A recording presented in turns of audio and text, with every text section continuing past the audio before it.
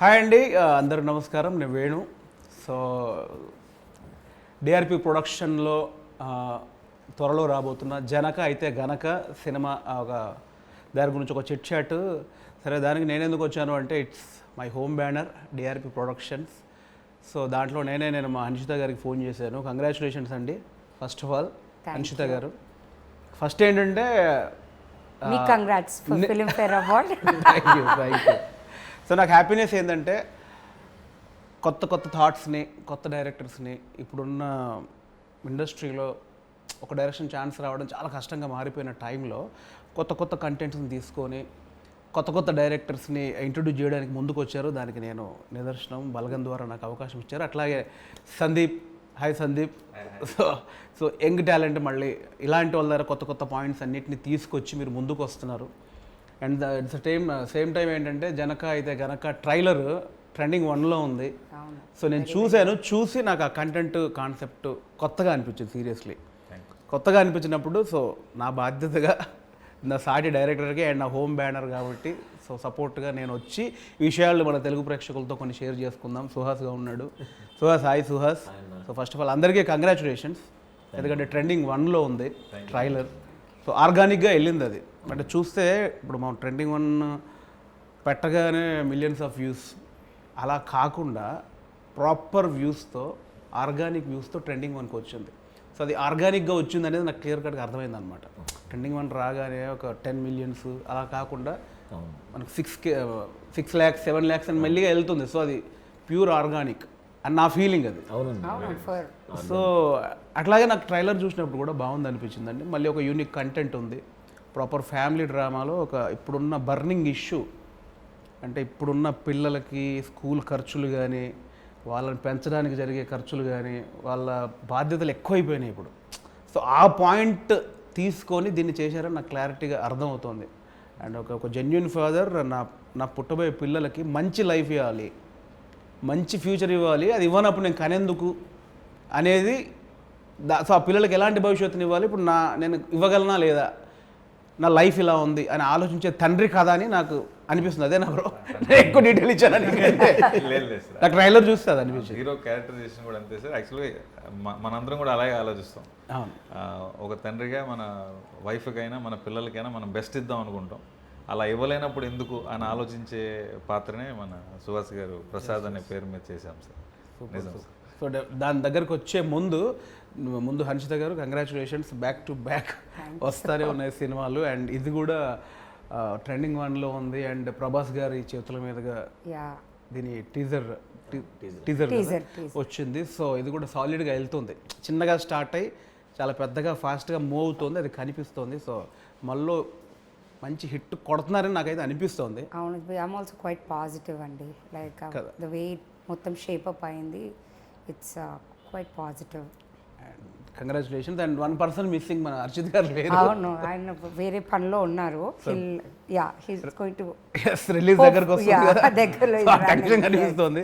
So చెప్పండి, అసలు ఈ సబ్జెక్ట్ని మీరు ఎంచుకోవడానికి రీజన్ ఏంటి? Actually couple of years back I think Covid, it's been more than 4 years. So Harshit wedding Sandeep directed. Okay, ఒక వీడియో చేశాను, ఒక షార్ట్ ఫిలిం చేసి అలా వెళ్తున్న టైంలో అప్పటికి I think he and Harsh were travelling.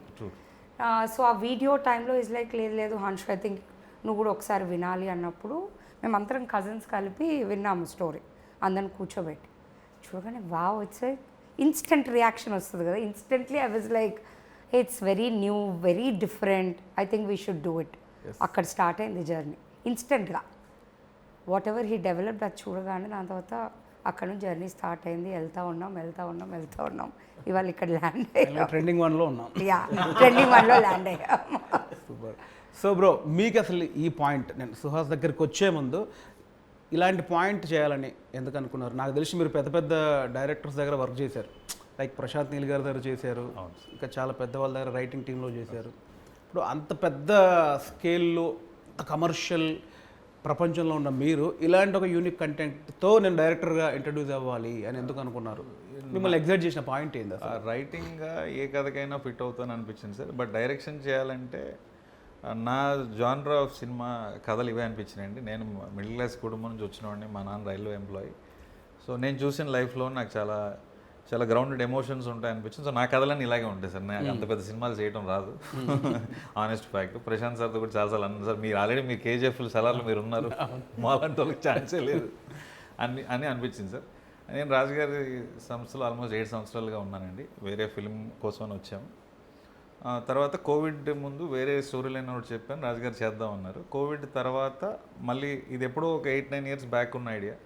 అంటే ఇట్లాంటి ఐడియా రాజుగారు ఓకే చేస్తారా లేదా అనే ఒక ఫీలింగ్ ఉంది. But Covid changed a lot of things. OTT అవన్నీ రావటం, కొత్త కాన్సెప్ట్స్ని కూడా పబ్లిక్ చూస్తారు అనే ఫీలింగ్ రాజుగారు వినంగానే ఇక్కడే ఇదే రూమ్లో చెప్పాను. 2 మినిట్స్లో ఓకే చేశారు. షాక్ అసలు. తర్వాత మేడంకి, మన హర్షిత్ గారికి చెప్పాను.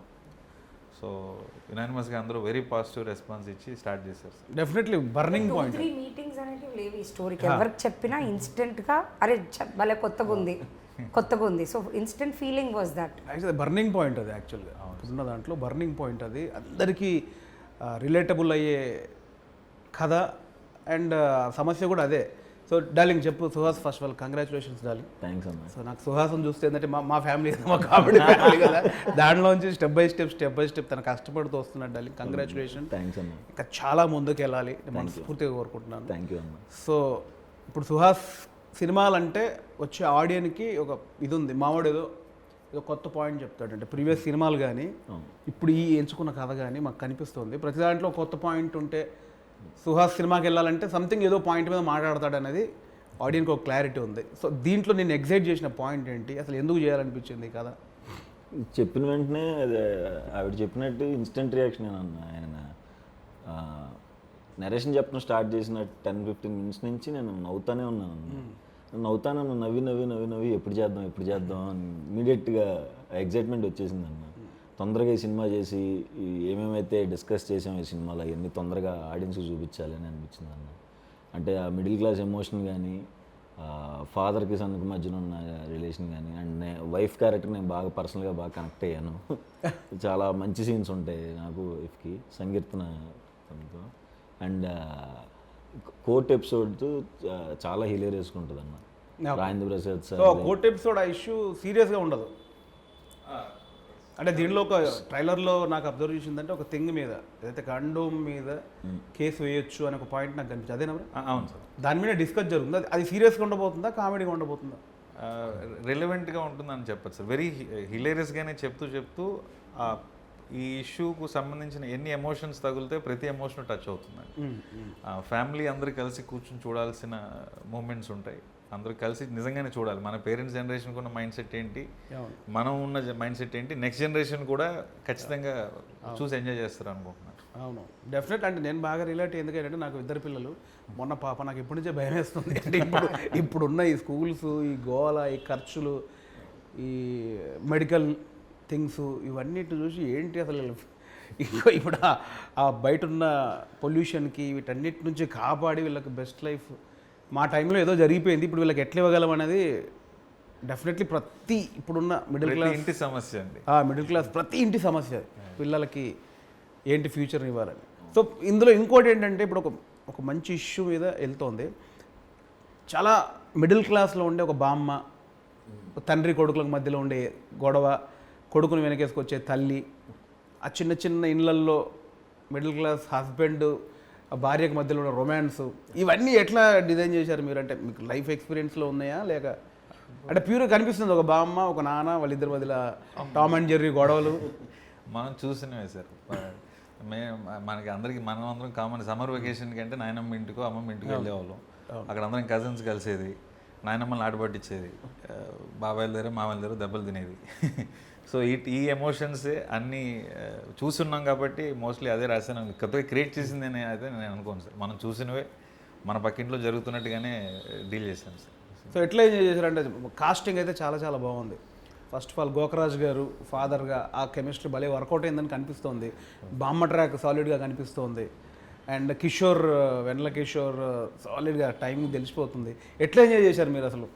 అంటే ఇప్పుడు అదే ఫస్ట్ డైరెక్టర్గా ఇప్పుడు కిషోర్ ఉన్నాడు, చాలా పెద్ద సూపర్ స్టార్ యాక్టర్ ఆయన. గోకరాజ్ గారు పెద్ద యాక్టరు, రాజేంద్ర ప్రసాద్ గారు మురళీ శర్మ గారు, మురళీ శర్మ గారు, ప్రభాస్ గారు, వెంకటేశ్వర్ గారు, వీళ్ళందరూ ఎట్లా డీల్ చేసావు బ్రో అదే డెబ్యూ డైరెక్టర్గా పెద్ద పెద్ద నాకు అది డౌట్ ఫస్ట్ అసలు దానికంటే ఒక స్టెప్ ముందు వెళ్తే నేను ఏ క్యారెక్టర్కి ఏ యాక్టర్ కావాలనుకున్నానో మా ప్రొడ్యూసర్స్ మన హర్షిత గారు, హర్షిత్ గారు కానీ మా రాజు గారు కానీ ఎవరు కావాలంటే వాళ్ళని ఇచ్చారండి. పలానా వాళ్ళు కావాలి అంటే ఇంక డిస్కషన్ లేదు, వాళ్ళనే ఇచ్చారు. తర్వాత నాకేంటంటే ఏదో ఫిల్మ్ఫేర్ ఈవెంట్కి వెళ్తే పెద్ద పెద్ద స్టార్స్తో మనం కూర్చొని చూస్తాం కదా, అంతే సార్ నా ఎక్స్పీరియన్స్, అందుకంటే ఏం లేదు. రాజేంద్ర ప్రసాద్ గారు ఇంకా నాకు చాలా ఫేవరెట్ యాక్టర్ ఆయన. నేను చాలా తక్కువ సినిమాలు చూసినా ఆయన సినిమాలు ఎక్కువ, జంధ్యాల గారి కాంబినేషన్ చూశాను. సో ఆయన ఏంటంటే ఒక బుక్ లాగా, నీకు పలానా ఎక్స్ప్రెషన్ కావాలా ఈ పేపర్లో తీసుకో, ఇది కావాలా ఇది పేపర్లో తీసుకో, ఆ టైపు. కిషోర్ గారు అయితే మనం ఒక సీన్ ఇది అని చెప్తే దాన్ని ఇంప్రూవైజ్ చేసి ఇంకా బెటర్ చేసేవారు. కిషోర్ గారు ప్రభాస్ సీన్ గారి కాంబినేషన్ అయితే అవుట్ స్టాండింగ్గా వర్కౌట్ అయింది, అవుతుంది అని నమ్ముతున్నాను సార్. మురళీ శర్మ గారు ప్రెసెన్స్ ఎక్స్ట్రాడినరీగా వచ్చింది. నాకైతే ప్రతి ఆర్టిస్ట్ ప్రతి టెక్నీషియన్. నాకు కూడా స్టార్టింగ్లో సినిమా స్టార్ట్ అయిన పాయింట్ తెలుసు, నేను అడిగే ఏదైనా ఉంటే చూడడానికి దాకా నాకు ఎందుకే లేదు అంటే వాళ్ళు నేను ఫిట్ అవ్వనా చేయలేనా లేదు సార్, అదే ఒకే కంపౌండ్లో ఉండి మనం అంత నువ్వు కూడా ఇవ్వకపోతే లేదు సార్, ఎందుకు అది చెప్పండి. లేదు సార్. పెళ్లి కూడా మిమ్మల్ని ఒక డైరెక్టర్ లాగే వద్దు అలా చూడొద్దు, నాలో నటుడు ఉన్నాడు, అడిగారండి, చెప్పారు. యాక్టర్ ఉన్నాడు, అలా వేయొద్దు దానికే దీనికి. నేను బలగన్ సినిమా చూసాక యాక్చువల్గా మనకి కన్నీళ్ళు ఉంటే చాలా తర్వాత తెలిసిందండి, బలగన్ నుంచి తెలిసింది. మీరు లాస్ట్ 20 minutes అసలు అది చూసిన తర్వాత నిజంగా నేను ఇంత డైరెక్టర్ అంత రెస్పెక్ట్ ఆ పొజిషన్కి వెళ్ళిపోయింది సార్. అది ఉంచుకొని ఈ యాంగిల్ కూడా ఓపెన్ చేయండి. I'm lucky sir. దానికి చెప్పు సుహాస్, ఇప్పుడు రాజేంద్ర ప్రసాద్ గారు ఉన్నారు, కిషోర్ గారు ఉన్నారు, ప్రభాస్ సీనన్ ఉన్నాడు, ప్యూర్గా ఒక middle class wife and husband, ఆ చాటు రొమాన్స్లు చాలా అద్భుతంగా అది ఆ కెమిస్ట్రీ నాకు కనిపిస్తుంది ట్రైలర్లో.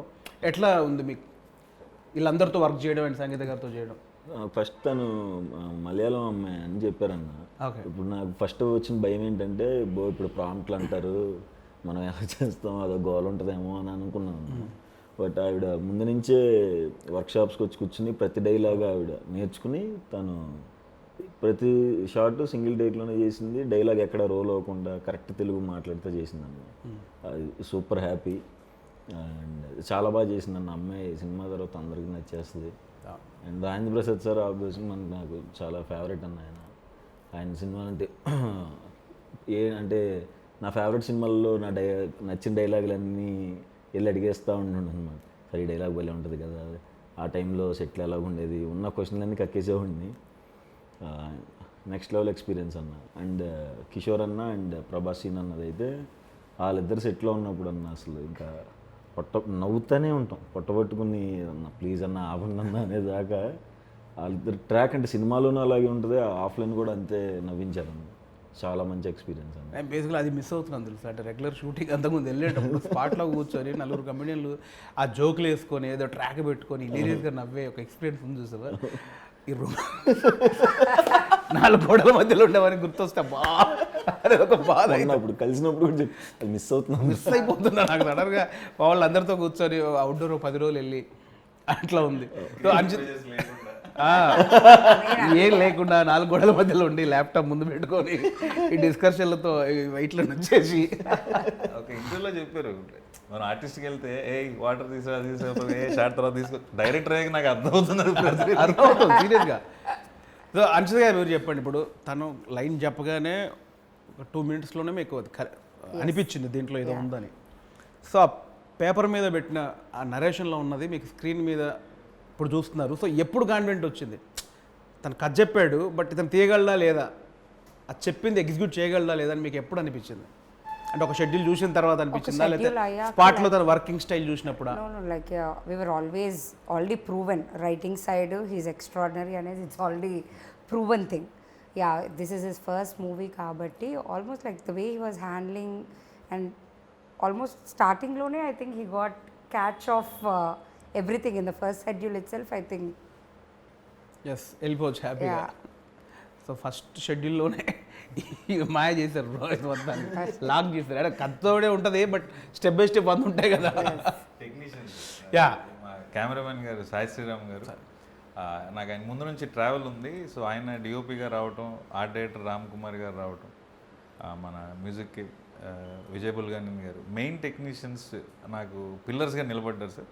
వాళ్ళ వల్లే సాయి శ్రీరామ్ గారి సెట్లో ఆర్ట్ డైరెక్టర్ సపోర్ట్ వల్లే 47 డేస్లో షూట్ సో చేసామండి. మ్యూజిక్లీ మనకి ఆ main technician, cameraman, editor, music director, art director వాళ్ళు మెయిన్ బేసిక్గా డైరెక్టర్కి వాళ్ళ ప్రొడక్షన్ నుంచి అది మనకు సాలిడ్గా వచ్చినప్పుడు ఇక మిగతా పనులు చేసుకోవడానికి మనం మైండ్ పెడతాం. ఇక్కడ ఆటోమేటిక్ స్ప్లిట్ అయిపోతుంది కాబట్టి సో అది కూడా కంఫర్ట్ తనకి ఇచ్చారు కాబట్టి, అవును సార్, అనుకున్న టెక్నీషియన్ ఇచ్చారు కాబట్టి మేబీ అంతే కదా bro. 100% sir. Young team editor కూడా పవన్ కళ్యాణ్ కుర్రోడు సార్తో కలర్ ఫోటో నుంచి ఎడిటింగ్ చేస్తున్నాడు. సో వాళ్ళకి ఒక అండర్స్టాండింగ్ ఉంది. టెక్నీషియన్ యాక్టర్స్ నేనేం అడిగితే అది వచ్చినాయి సార్. ఆ విషయంలో వెరీ వెరీ లక్కీ. ప్రొడ్యూసర్స్గా, ప్రొడక్షన్ హౌస్గా వాళ్ళు మీరు అడిగిందాన్ని వాళ్ళు ఇచ్చారు. డెఫినెట్లీ వాళ్ళు అడిగింది కూడా 7th మీరు ఇస్తారని నాకు నమ్మకం. అంటే రెగ్యులర్ ఇంటర్వ్యూలో మామూలుగా అనేయచ్చు నాకు నమ్మకం ఉందని. బట్ ఇంకొక దానికి అడిషన్ నమ్మకం ఎందుకు కలిగిందంటే కంప్లీట్ ఒక డిస్ట్రిబ్యూషన్, ఓవర్సీస్ డిస్ట్రిబ్యూషన్ మొత్తం సుహాస్ తీసుకున్నాడని తెలిసిందే. సో అంటే అక్కడే అర్థమైపోతుంది సినిమా మీద ఎంత నమ్మకం ఉంటే తప్ప ఓవర్సీస్ మొత్తం డిస్ట్రిబ్యూషన్ తీసుకునే సాహసం చేయరు కదా బేసిక్గా. సో అది చేశాడు కాబట్టి అది ఇవ్వబోతున్నారు. సినిమా కాన్ఫిడెన్స్ చాలా ఉంది నీకు సినిమా మీద, అందుకే తీసుకున్నావు. ఏంది నీకు అసలు డిస్ట్రిబ్యూషన్ తీసుకోవాలని ఎందుకు అనిపించింది? సినిమా చేస్తున్నప్పటి నుంచే అదిరిపోయింది. ఓవర్సీస్ తీసుకోవాలనే ఇప్పటి నుంచి ఉండేదన్న నాకు. అయితే ఏ సినిమాకి తీసుకోవాలి అన్నది ఒక ఆలోచన ఉంది. కాకపోతే ఇదేమో direct Dil Raju sir cinema. మనం అసలు అడిగితే వీళ్ళు ఏమనుకుంటారో, ఏమంటారు, ఇలా తిరిగి చూస్తారా, ఏంటి పరిస్థితి అని ఫస్ట్ మెల్లగా మా డైరెక్టర్ని అడిగా, సార్ కొంచెం మాట్లాడండి అంటే ఆయన దిల్ రాజు సార్తో మాట్లాడారు. తర్వాత వెళ్ళి కలిసినప్పుడు ఇట్లా డిస్ట్రిబ్యూట్ చేస్తాను సార్ అన్న. ఓకేనారా, అంత ఈజీగా అయిపోద్ది అని కూడా నేను అనుకోలేదన్నా. ఓకే షూర్ కదా అన్న. షూర్ సార్ అని అలా వచ్చిందన్న. చాలా హ్యాపీ. అది వస్తుందో రాదని భయపడ్డాను. అండ్ ఈ స్టేజ్లో నేను డిస్ట్రిబ్యూషన్కి దిగాను అంటే, అంత డేర్ స్టెప్ వేసాను అంటే సినిమా చూశానన్న. ఆ కాన్ఫిడెన్స్తోనే తీసుకున్నాను. కాన్ఫిడెన్స్ లేకపోతే ఎట్లా తీసుకోవడం కష్టం కదా. సూపర్. అండ్ ఇప్పుడు టెక్నీషియన్స్కి వస్తే విజయ్ బుల్గాని గారు ఆయన బేబీతో ఫెంటాస్టిక్ సాంగ్స్ ఇచ్చారు.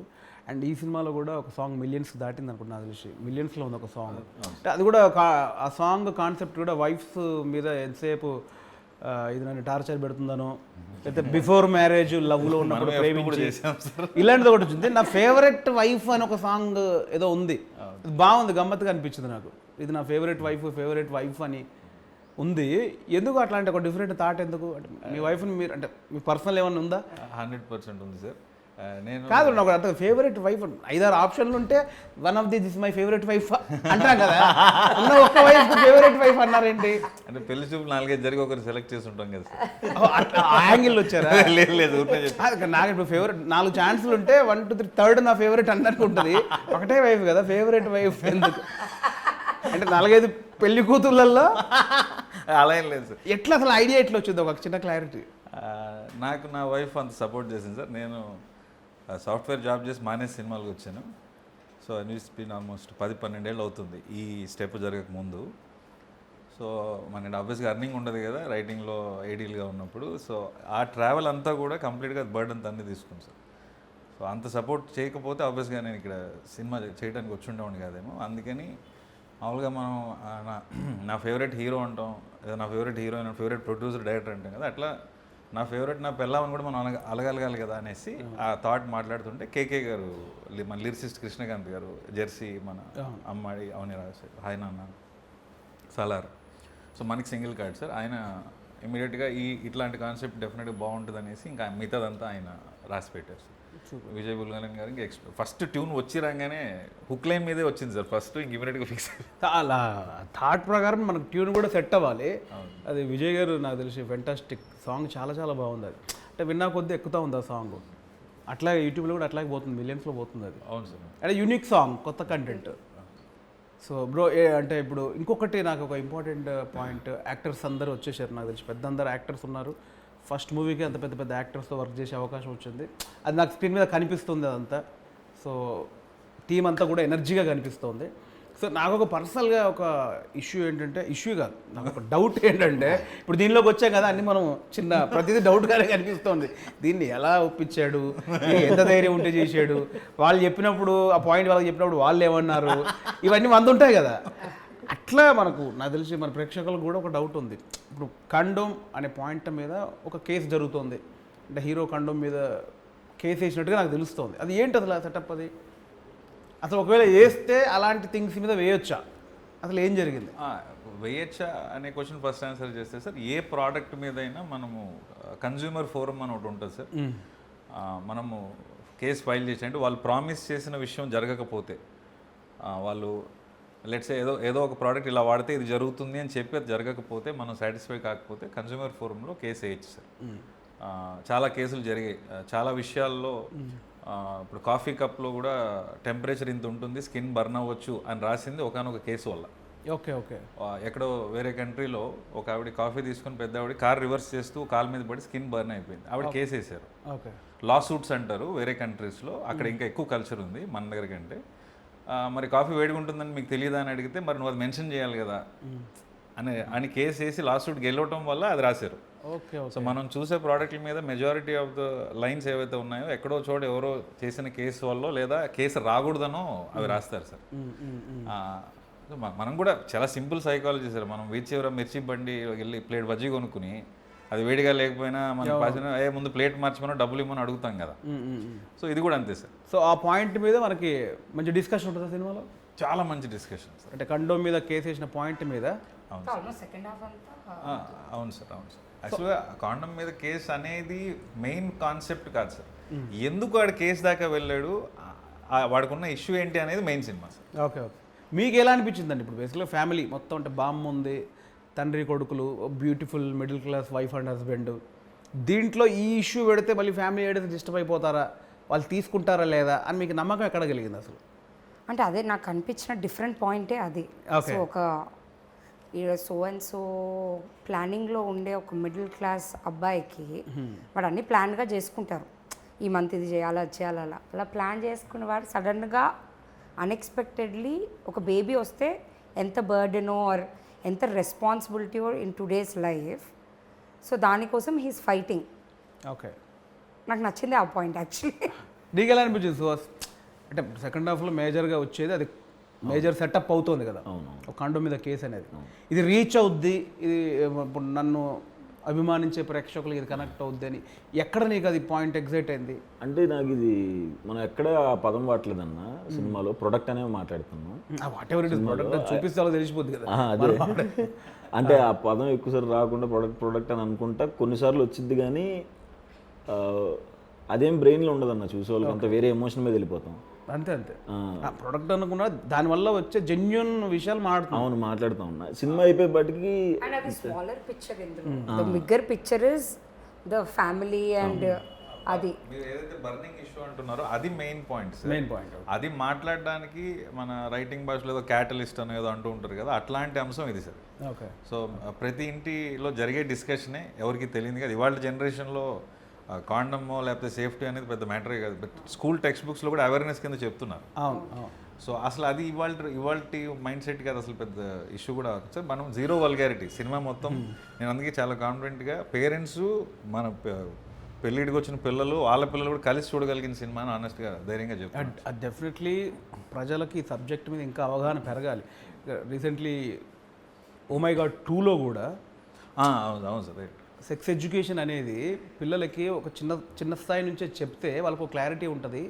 చాలా ఇంపార్టెంట్ ఇష్యూ అది. అంటే ఆ ప్రోడక్ట్ని ఏదో ఇంకో రకంగా అనుకుంటున్నారు.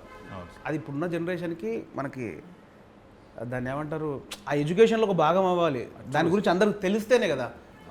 నాకు ఒక చిన్న సోషల్ ఒక బాధ్యత, సామాజిక బాధ్యత కూడా ఇది.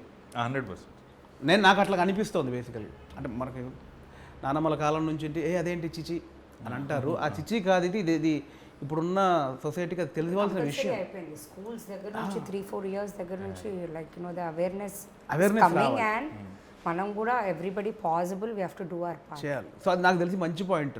నాకు అది పర్సనల్గా ఆ పాయింట్ చాలా మంచిదని నేను దాని గురించి అడిగాను బేసిక్గా. ఆ డీటెయిల్ ఆడియన్స్ కూడా తెలియాలని. నా పర్సనల్గా అది అవేర్నెస్ రావాలి అందరికీ. నిజం, చాలా very very honestly very good question. అది నిజం కూడా సార్. మనం కూడా అవేర్నెస్ అనే డైమెన్షన్తో పాటు we are actually discussing even bigger thing. అంతకంటే పెద్ద సమస్య మనదైతే పిల్లలు ఇవాళ రోజున ఉన్న ఖర్చులు కానీ పెంచాలనుకుంటే వచ్చే భయాలు కానీ అది కూడా డిస్కస్ చేస్తున్నాము. మన ఇంట్లో మనం ఎలా మాట్లాడుకుంటామో ఒక నాన్న కొడుకు అమ్మ కూతురు లాగా మాట్లాడుకున్నట్టే ఉంటుంది సార్ సినిమా అంతా కూడా. ముందు ఫస్ట్ ఆఫ్ ఆల్ మన బ్యానరే ఫ్యామిలీ బ్యానర్. డెఫినెట్లీ ముందు సినిమా ఎక్కదు. ఇప్పుడు దిల్ రాజు గారి సినిమా అంటే ఫ్యామిలీ సినిమాలకి ఒక బ్రాండ్ అది. అండ్ డిఆర్పి కూడా స్టార్ట్ అయింది. ఇప్పుడు మన ఫస్ట్ సినిమా బలగం మన దాంట్లో వచ్చింది, అది ఫ్యామిలీ. ఇది కూడా ఫ్యామిలీకి అవేర్నెస్తో పాటు మళ్ళీ ఆ కుటుంబ వాళ్ళ రిలేషన్స్, తండ్రి కొడుకుల రిలేషన్ కానీ, వైఫ్ అండ్ హస్బెండ్, బామ్మ, అవన్నీ ప్యూర్గా మళ్ళీ ప్యూర్ ఫ్యామిలీ సినిమా కనిపిస్తుంది. కొత్త గొప్ప మీరు సెట్ చేసిన ప్రెషర్ అని చెప్పాలి. వీళ్ళిద్దరు కలిసి మనకి సెట్ చేసింది. ఇది బ్యానర్ ఫస్ట్ సినిమా బలగం చేశారండి. Out standing response. మనమే కానీ లేట్ సంగతి. నెక్స్ట్ మన సినిమా వస్తుంటే ఎలాంటి సినిమా రావాలి, మళ్ళీ మంచి సినిమా చేయకపోతే సెట్ చేసి అనుభవిస్తున్నాను అదంతా ఇక్కడ ఉండి అది అనుభవిస్తుంది. ఇంత వైట్ ఉండేది కాదు బ్రో. చూడు ఇది వచ్చేసింది. మా అన్నయ్యకి విగ్ ఉంటుంది, విగ్ లాగా ఉంటుంది. ఆయన 55 ఏళ్ళు, నాకు పోయింది సగం విగ్ పోయింది. చిన్న ప్లాట్ ఓపెన్ అయింది, చిన్నది 50 యాడ్స్. ఆ ప్రెషర్ ఉంది, లేదు మాకు సార్. అంత మంచి సినిమా ఫస్ట్ బ్యానర్ నుంచి వచ్చాక అది ఎంత రెస్పాన్సిబిలిటీ యాడ్ చేస్తుంది. ముందు రాజు గారు అంటేనే ఒక brand. Next DRP banner, young producers, next Jan producers కొత్త ఐడియాస్ తీసుకొని వస్తున్నారు. ఇంకొక 10 మంది డైరెక్టర్లు ధైర్యంగా వచ్చి మేము ఇక చెప్పచ్చు అనే సంస్థలాగా నిలబడాలని నాకు నేను తీసుకున్న రెస్పాన్సిబిలిటీ కూడా అనిపించింది సార్. అందుకే వెరీ వెరీ ఆనెస్ట్ ఫిలిం అని నేను ధైర్యంగా డెఫినెట్లీ ట్రూ బ్రదర్. యాక్చువల్లీ ఇప్పుడు నేను మీకు నిజంగా థ్యాంక్స్ చెప్పేది ఏంటంటే డిఆర్పి బ్యానర్ ద్వారా ఒక 4 వచ్చాం ఇప్పటికీ. ఒక యంగ్ డైరెక్టర్స్, ఒక కొత్త పాయింట్. వాళ్ళని ఈ కొత్త పాయింట్లు తీసుకోవడానికి కూడా వెల్కమ్ చెప్పే పరిస్థితిలో లేనప్పుడు ఒక బ్యానర్, ఒక కొత్త పాయింట్ ఉంటే ఆ బ్యానర్ వెల్కమ్ ఉంది, కొత్త వాళ్ళకి అక్కడ అవకాశం ఇస్తున్నారు అనేది ప్రూవ్ అయింది. ఇప్పుడు నాతో అయింది, ఇప్పుడు సందీప్ గారి ద్వారా అయింది, ఇంకా 2 సినిమాలు మనవి వస్తున్నాయి, లవ్ మీ ద్వారా అయింది. సో చాలామంది యంగ్ డైరెక్టర్స్ మన బ్యానర్ నుంచి రావాలని మనస్ఫూర్తిగా కోరుకుంటున్నాను నేను. మీరు ఇంకా ఇలాంటి యంగ్ డైరెక్టర్స్ చాలామంది ఎంకరేజ్ చేయాలి. వాళ్ళందరికీ ఒక డిఆర్పి అలా అభయాస్తల్లా కనిపించాలి. మేము కూడా అదే వెయిటింగ్. ఇంకా చాలా కొత్త పాయింట్స్ వినాలి, ఇంకా కొత్తగా ఎక్సైట్ అవ్వాలి. సో సుహాస్ ఓవరాల్గా అంటే ఇప్పుడు సుహాస్ ఫ్యాన్స్ ఏం ఎక్స్పెక్ట్ చేసి రావచ్చు? జనక అయితే గనక, నాకు ఇంకోటి అనిపించింది, సారీ, ఇప్పుడు జనక అయితే గనక దాని గురించి మాట్లాడాలి ముందు. టైటిల్ నాకు ఫస్ట్ హర్షిత్ గారు చూపించినప్పుడే ముందు కన్ఫ్యూజ్ అయ్యారు 2 రోజులు. అంటే నాకు కొంచెం కథ తెలుసు కాబట్టి కథ క్యాప్ట్ బేసిక్గా నాకు పాయింట్ సెటప్ అంతా తెలుసు కాబట్టి జనక అయితే గనక నాకు తెలుసు. బట్ వినగానే కొంచెం జూలకటక చట్పట్లాగా ఉంది, అది విచిత్రంగా అనిపిస్తుంది. అంతే కదా, ఇప్పుడు ఉన్న జనరేషన్లో సింగిల్ వర్డ్స్ అన్నీ నడుస్తున్నాయి, సింగిల్ వర్డ్లు, ఇంగ్లీష్ వర్డ్లు. జనక అయితే కనుక సంస్కృతం ఏంటిది, ఇది ఎక్కుద్దా లేదా అనే ఎట్లా టైటిల్ని మీరు, అంటే కథ కరెక్ట్ నాకు తెలిసి ఇప్పుడున్న ట్రెండ్కు విరుద్ధంగా ప్యూర్ తెలుగులో ఇలా ఎందుకు పెట్టాలనిపించింది అసలు? ప్రాబబ్లీ ఇందాక చెప్పిన రాజేంద్ర ప్రసాద్ గారు, జంధ్యాల గారి సినిమాలు ఇన్ఫ్లుయెన్స్ అని చెప్పాలి సార్. చూసిన కొద్ది సినిమాలు ఆల్వేజ్ చూశాను సార్. సో జంధ్యాల గారు అంటే నాకు రైటింగ్ సైడ్ దేవుడి కింద లెక్క. సో మంచి తెలుగు టైటిల్ అంటే బాగుంటుంది అనుకుని చాలా ఆప్షన్స్ ఆలోచించాం సార్. ఎంతో కొంత ఇంగ్లీష్ వర్డ్ వస్తూనే ఉంది. ఇది ఎక్కడో ర్యాండమ్గా తగిలింది సార్. బట్ మీరు అన్నది నిజమే, చాలా మందికి అర్థం కాలేదు జనక అయితే కనుక అదేంటి అని. జనక అంటే జనక మహారాజా అని అడిగారు. యాక్చువల్గా దానికి ఆనందపడ్డా, అట్లీస్ట్ జనక మహారాజ్ తెలుసు మీకు. అదే టైటిల్ కొంచెం ఆగితే అర్థమవుతుంది. ముందు ఏ సినిమా జనక అయితే కనుక ఇది జనక అయితే గనక కొంచెం ఆగితే క్లారిటీ ఉంది, కానీ చెప్పగానే అది అనిపించింది అసలు. నీకు ఎట్లా అనిపించింది ఫస్ట్ ఇది అనుకుంటున్నాం అనగానే? నాకైతే హర్షిత్ గారు చెప్ప ఏంటంటే అది అన్నాను నేను, ఏంటి ఆ ఎక్స్ప్రెషన్ ఏంటి ఇది జనక అయితే గనక అనుకున్నప్పుడు? ఇమీడియట్గా అది భలే ఉందా అనిపించింది అన్న. జనక అయితే కనుక రైమింగ్ బాగుంది, మంచి తెలుగు పేరు. నాకైతే అంటే స్టోరీ తెలుసు, కవర్ చేస్తున్నాడు సార్, మీరు చెప్పండి. ఫస్ట్ నాకు అర్థం కాలేదు, సేమ్ ఇలా ఇది జెన్యూన్. నాకు ఫస్ట్ అర్థం కాలేదు ఏంటి, same pause, okay, then process, తర్వాత వింటా ఉంటే టైటిల్ నచ్చింది. స్టార్టింగ్లో immediately I was like I didn't understand అసలు దాని మీనింగ్ అర్థం బట్ ఓవరాల్గా సినిమా చూసి బయటికి వచ్చిన ప్రేక్షకుడికి క్లారిటీ వస్తుంది ఏంటి జనక అయితే గనక అనేది. మా direction department reaction sir. First night ఏదో మెసేజ్ పెట్టా, ఇది అనుకుంటున్నాను టైటిల్ అంటే బాగుందన్నా అని పెట్టారు ఫస్ట్. తర్వాత నిజంగా బాగుందన్నా నాకు అక్కడ డౌట్ వచ్చింది, నిజంగా నొప్పిస్తారేనా అనేది ఎక్కుతుందా లేదా. బట్ మన హర్షిత గారు చెప్పినట్టు ఆనెస్ట్గా తెలుగు అంతగా అలవాటు లేని ఇవాళ జనరేషన్లో జనకైతే కనుక అర్థం అవడం కష్టం, కానీ ఒక తండ్రి అయితే ఏంటి, తండ్రి అయితే కనుక అనేది యాక్చువల్ సెన్స్. బట్ సినిమా మీరు అన్నట్టు సినిమా చూస్తే ఆ టైటిల్ ఎందుకు పెట్టాము అని ఇంకా బెటర్గా సాటిస్ఫై అవుతారేమో అని అనిపిస్తుంది. అదే నాకు కూడా అదే ఫీలింగ్. బట్ వినగానే నాకు వచ్చింది అయితే అది డెఫినెట్లీ అది నాకు క్లారిటీగా తెలుగు మీద వచ్చిన పట్టున్నా కూడా నేను ఒక్కసారి అదేనా. సో ఓవరాల్గా ముగ్గురు జనక అయితే గనక నుంచి ప్రేక్షకులు ఏం ఎక్స్పెక్ట్ చేసి రావచ్చు? ఇదేంటి అసలు ఫ్యామిలీ సినిమానా, లేకపోతే ఒక సోషల్ అవేర్నెస్కి సంబంధించిన సినిమానా, లేకపోతే యూత్ఫుల్ ఫన్ ఉండే సినిమానా? I think I can call it a package. Okay, super. Yeah, I think it's a package. Family, where message కొంచెం a bit of awareness, plus there's lot of comedy. That's what you can express from Suhas garu. I think it's a proper package, family entertainer. So అసలు నువ్వేమంటావు? కంప్లీట్గా నవ్వుతారన్న. ఎట్లాంటి tensions ఉన్నా చక్కగా వచ్చి 2 గంటలు నవ్వుకుని మధ్యలో అలా కళ్ళు చెమర్చి కొంచెం ఇలా రిలీజ్ అయ్యి క్లాప్స్ కొట్టి మళ్ళీ నవ్వి థియేటర్ నుంచి బయటకు వెళ్తారు. Super bro. మీది అదే డైరెక్టర్గా వెరీ వెరీ హ్యాపీగా నన్నైతే ఫ్యామిలీ ఈవెంట్ అని అనుకోవచ్చు. మనం ఎలాగో పెళ్ళిళ్ళకి పేరెంట్లకి ఫ్యామిలీలు అందరం కలిసి వెళ్తామో అలా వెళ్ళే ఈవెంట్ అవుతుంది ఈ సినిమా. వచ్చిన వాళ్ళు వచ్చి వాళ్ళలో వాళ్ళు డిస్కస్ చేసుకుని నవ్వుకుంటారు, స్క్రీన్ మీద మాట్లాడే ఆర్టిస్ట్తోనూ మాట్లాడుకుని నవ్వుకుంటారు, ఎమోషన్స్ ఫీల్ అవుతారు. మన ఇంటి కదా, మీ కదా, మా కదా, మనందరి కదా అని అనిపిస్తుంది. వినాయక చవితి రోజున సినిమా రాబోతుందండి. చక్కగా పొద్దున పండగ పూజ కార్యక్రమం అంతా అయిపోయిన తర్వాత మా సినిమాకి కూడా వెళ్ళి మమ్మల్ని కూడా దీవించండి. Thanks. September 7th Vinayaka Chavithi స్పెషల్గా మా దిల్ రాజు ప్రొడక్షన్ నుంచి మీకు ఒక ఫ్యామిలీ ప్యాకేజ్ రాబోతుంది. మార్నింగ్ అందరూ పూజలు ఫినిష్ చేసుకొని మార్నింగ్ షో నుంచి మా మూవీకి వెళ్ళి మా అందరినీ కూడా బ్లెస్ చేయండి. సో వినాయక చవితి సందర్భంగా September 7th మా జనకైతే కనుక సినిమా రిలీజ్ అవుతుంది. సో వినాయకుడి ఆశీస్సులు మన అందరి మీద ఉండాలని అలా కోరుకుంటాము, ప్రేక్షకుల ఆశీస్సులు మా మీద ఉండాలని కోరుకుంటూ మీరు థియేటర్లోనే చూస్తారని ఆశిస్తూ అందరినీ వెల్కమ్ చెప్తున్నాను. ప్లీజ్ వాచ్ జనకైతే కనుక on September 7th in your nearest theatres. Thank you.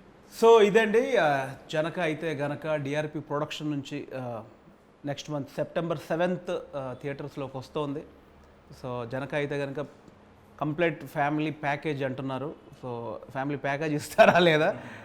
నాకైతే అంటే మా బ్యానర్ అని కాదు, నేను ఇంటర్వ్యూ చేయడానికి ముందుకు వచ్చానంటేనే నాకు దానిలో జెన్యున్గా ఒక పాయింట్ నచ్చింది. అవేర్నెస్ ఉంది, ప్యూర్ ఫ్యామిలీ డ్రామా ఉంది. సో నాకు నచ్చుతుంది అనిపిస్తుంది. సో డెఫినెట్లీ ప్రేక్షకులందరూ September 7th జనక అయితే కనుక థియేటర్లోకి వచ్చి చూసి కొత్త టీంని ఎంకరేజ్ చేస్తారని మనస్ఫూర్తిగా కోరుకుంటున్నాను. Thank you so much.